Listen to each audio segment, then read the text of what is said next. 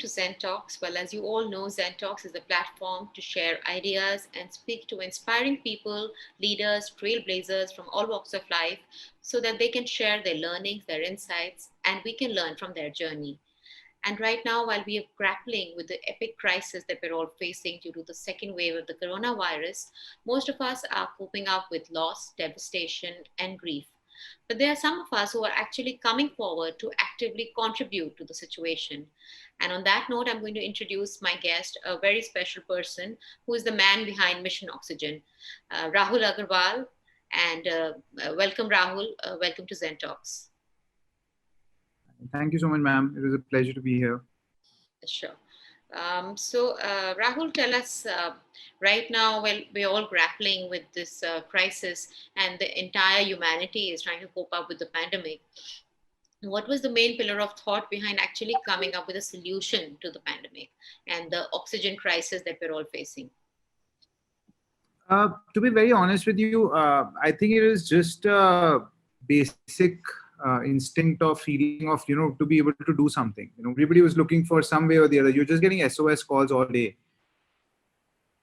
Okay. And that we were doing to help people or, medicines or a hospital bed or anything like that. And I think there's just that feeling of helplessness or not to be able to do anything about it. I think that was a primary, reason why we really went into this. There was just no other reason. We wanted to do something, and we obviously didn't plan that we will be able to do all that we have been able to do. It was just a basic idea that we wanted to start with 100 oxygen concentrators, and that's how it just started. So what I understand is that Mission Oxygen is a crowd-funded community initiative, and it actually began as a self-funded initiative, and it took off unbelievably in about just 10 days. So from 100 concentrators, you went to almost 1,000, right? So tell us about that journey. How did that happen? And also about the primary supporters.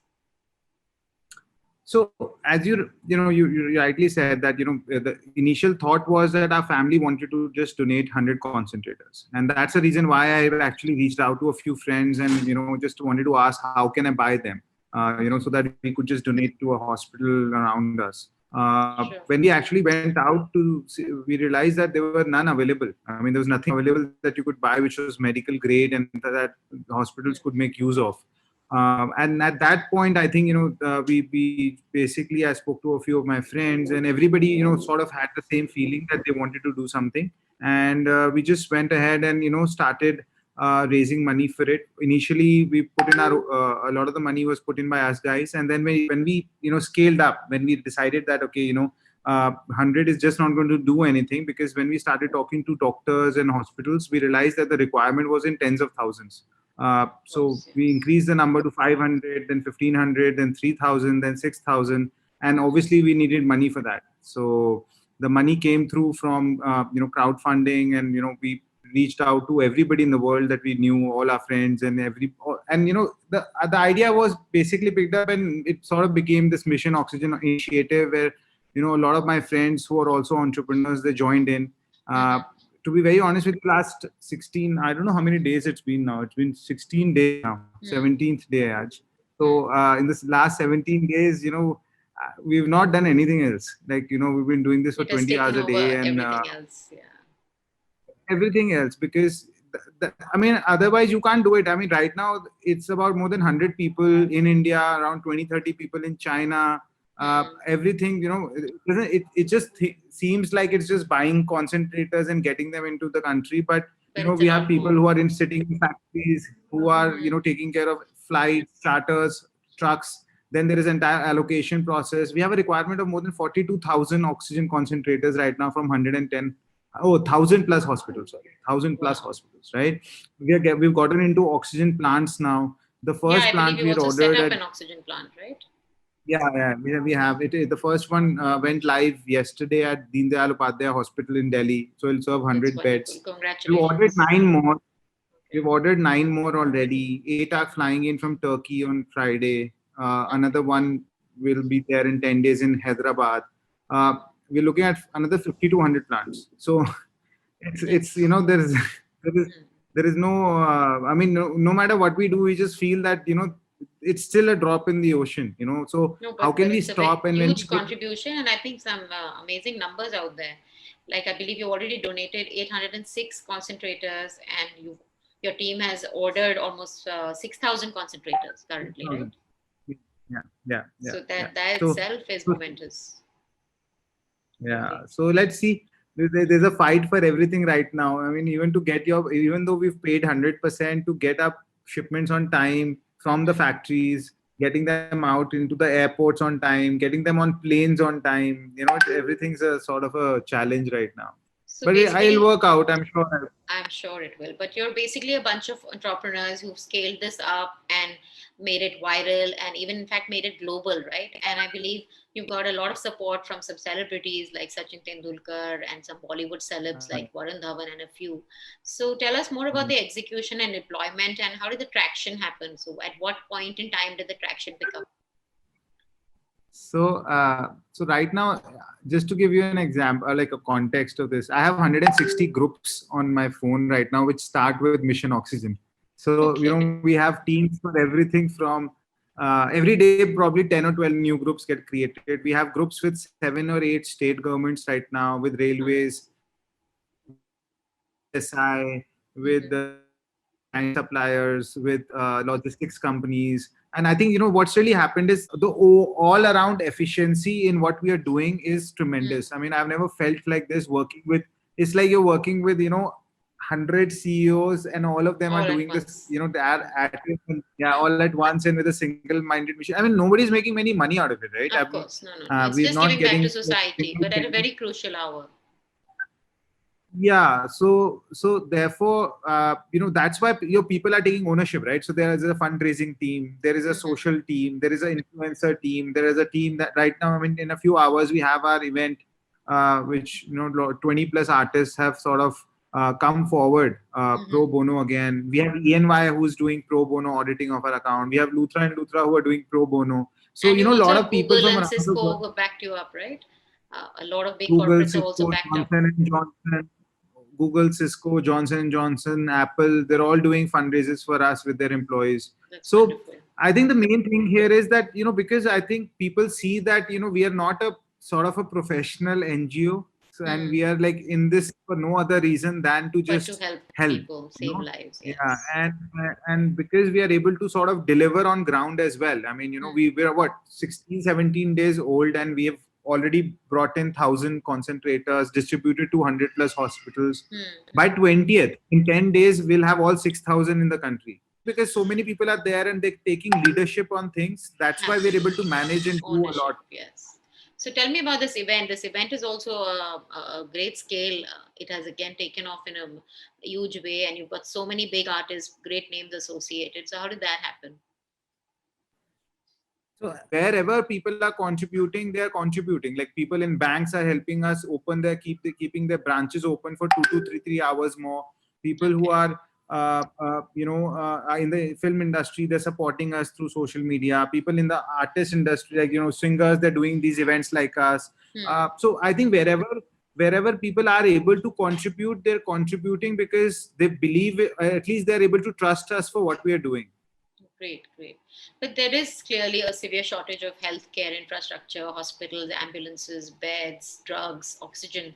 So tell me about the long term and the short term goal. Like immediately, I believe you have a target even till the 20th of May, right? Which you probably already achieved with the 6,000 concentrators. But what is the long term goal? See, in today's time, the way we worked and we were working is our goals are very well defined within a period of 1 to 2 weeks. Okay. Everything that we have had to do we've had to do it on a yesterday basis, as in like the time has already Hmm. passed and we need to just get Of things done course. Because you're dealing because with something like uh, oxygen. Yes.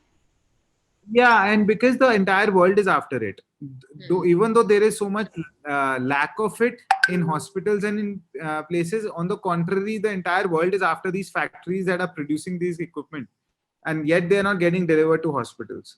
So our fight is against everybody who's trying to bring these in. So we don't think about 2 weeks later and see, you're not able to stop. And I think that, I don't know if it's a good thing or a bad thing, but our focus is very short term, to be very honest with you, in terms of execution and doing things. However, the impact that we are trying to make now with these generic oxygen plants is more about a long term impact, because these plants which are going to be executed to these hospitals, at these hospital sites, they're going to augment the capacity for oxygen for them.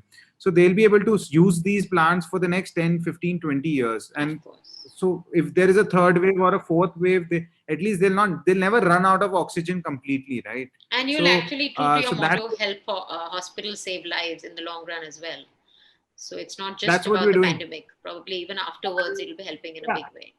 Exactly, and we're trying to just solve the bigger and the broader oxygen problem. The oxygen concentrators was more firefighting. You have a fire, you just put water in it. So that was more of that. But with the oxygen plants, we are able to supplement and make them self-sufficient, so that they don't ever have to rely on anybody for their oxygen supply, at least to a certain capacity. So that's the focus, and that's what we're trying to do. Okay, and what are your thoughts on the current scenario? Where do you think we went wrong as citizens, and where do you think the government went wrong? Because there were a lot of warnings about the second wave. I don't think anybody could have envisaged the effect or the impact of the kind of wave, or the scale of the system that we have. I mean, India has one of the largest healthcare infrastructures in the world. But we also have one of the largest populations in the world, right? Definitely. So if you have 20, 30% of the population going to get affected, I don't think there is any infrastructure in the entire world that could have coped up with this. True. So, what I feel is that what at least now is happening, because of whatever has happened, is that everybody, whether these are governments or people like us or corporate companies, they're all trying to invest in the infrastructure of the country, in the hospitals. And I think if we are able to really augment 20-30% of the entire hospital infrastructure with oxygen generation plants, I think that is going to be something that is going to have a real impact in the next 10 years, 5 years, or 2 years, whenever we have a wave. One area is clear that definitely 1.29% of the GDP is being spent on healthcare. That needs to be scaled up. Clearly, to deal with our population, we need to spend more on healthcare. The public healthcare system needs to be scaled up. To be very honest with you, we should be doing that. No, there's no argument about that. But what I really, really feel is, I mean, if I have to really, really criticize anybody at all, I would just think that, the private hospitals, especially, I'm nobody to judge, but private hospitals, the big ones, they need not be the ones that should be suffering, because they make a lot of money. I would assume they do. They are profit-making organizations. Yes. Yeah. So if they are profit-making organizations, and if they still don't have oxygen generation plants, if they still don't have, oxygen cylinders, they don't have oxygen cylinders.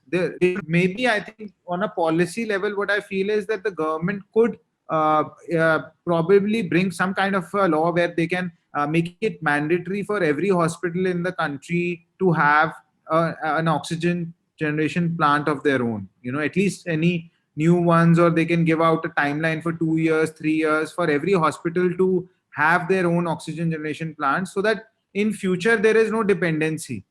God knows whether there is going to be a wave 3 or a 4 or a 5.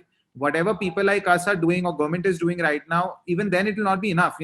We were just estimating we might need 4,000 oxygen generation plants in the country, right? But so how many will get ordered? Maybe 500, maybe 600, maybe 1,000. You will still be doing 25%. So at least for everybody else, they should make it a mandatory thing that within 2 years or 3 years, every hospital in the country should have their own plant.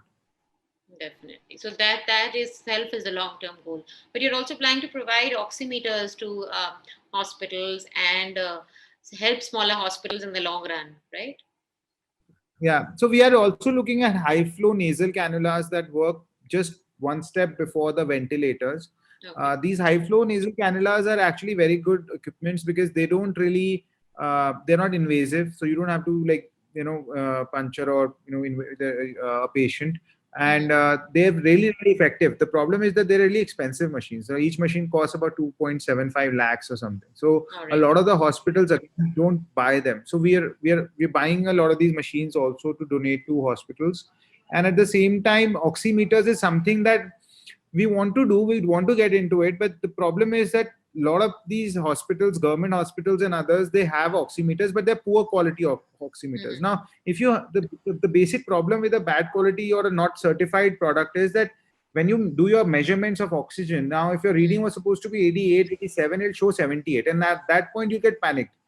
The doctors will get panicked, right? So if your reading or assessment of a patient is wrong, your medication, your patient care is going to be impacted by that. And that actually has created a lot of the panic everywhere, because if somebody was supposed to be a 94, they're showing 84. Now they're running to the hospital. Somebody was 84, Absolutely. they're getting 74, they're running to the hospital to get admitted for an ICU bed. So that is the reason why we thought that, we should also look at these oximeters that we can Oximeters. get. Hmm. Yeah. So, but our focus right now is a lot on these high flow nasal cannulas and oxygen plants. And obviously, the oxygen concentrators are coming in every day, and we're getting them distributed across the country. Great. So, a lot is happening that way. That's wonderful. No, so I think Mission Oxygen is definitely an epitome of empathy, humanity, entrepreneurship, and enterprise. And I wish you a lot of luck in your future endeavors. But now, before we wind up, I'll just ask you a few questions, just a few fun, lighthearted questions about you yourself as an entrepreneur. So tell me, how do you de-stress amongst all this doom and gloom? You have been a ray of hope. Mission Oxygen has been a ray of hope. So how do you de-stress when you want to? I like to cycle. I like to be.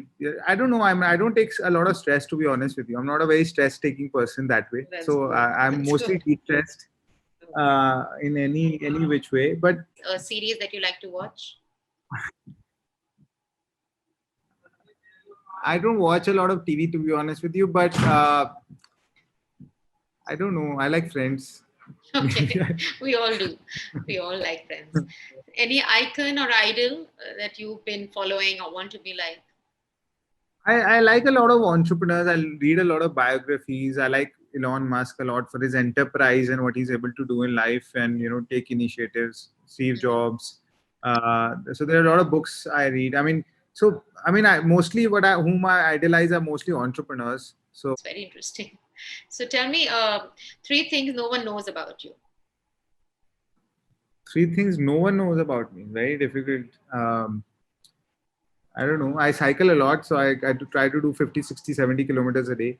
I've not been doing for the last 17 days, but that's something that I do. And I mean, a lot of people know that who know me, but I like football a lot. I mean, as a sport again. So I have a very simple life. I'm not very, this about it, like football and like traveling and Physical all of these activity. things. So book.